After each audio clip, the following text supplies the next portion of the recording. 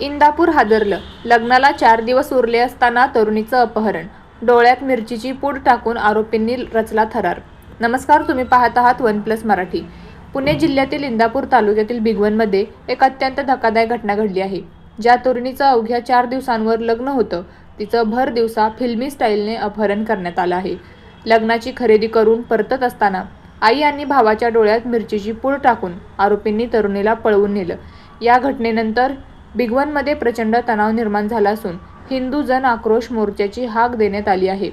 नेमकं काय घडलंय आणि आतापर्यंतच्या तपासात काय समोर आलंय, पाहूयात या विशेष रिपोर्टमध्ये. 17 फेब्रुवारीला दुपारी 3:30च्या सुमारास 21 वर्षीय पीडित तरुणी आपल्या आई आणि भावासोबत लग्नाची खरेदी करून दुचाकीवरून घरी परतत होती. यावेळी जहीर हारून शेख आणि अयान हारून शेख या 2 सख्ख्या भावांनी त्यांची गाडी अडवली. आरोपींनी तरुणीच्या आई आणि भावाच्या डोळ्यात लाल मिरचीची पूड फेकली आणि पीडितेचे अपहरण केले.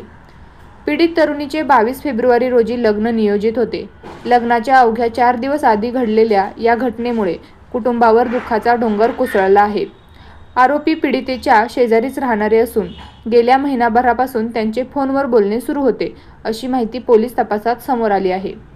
या घटनेची दखल घेत पुणे ग्रामीण पोलिसांनी आरोपींच्या शोधासाठी 6 पथकं रवाना केली आहेत. पोलिसांनी 165 किलोमीटरचा रूट मॅप तयार केला असून सीसीटीव्ही फुटेज आणि कॉल डिटेल्सच्या माध्यमातून तपास सुरू आहे. आरोपींची कोणतीही गुन्हेगारी पार्श्वभूमी नसल्याचे पोलीस अधीक्षक संदीप सिंह गिल यांनी सांगितले आहे.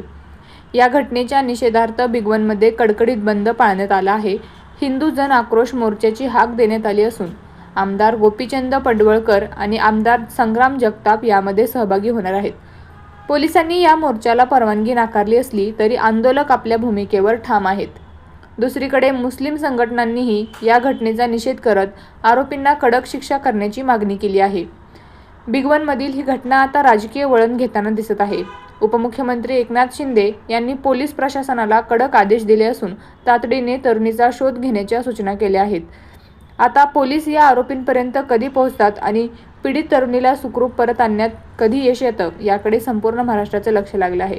अशाच ताज्या घडामोडींसाठी पाहत रहा वन+ मराठी.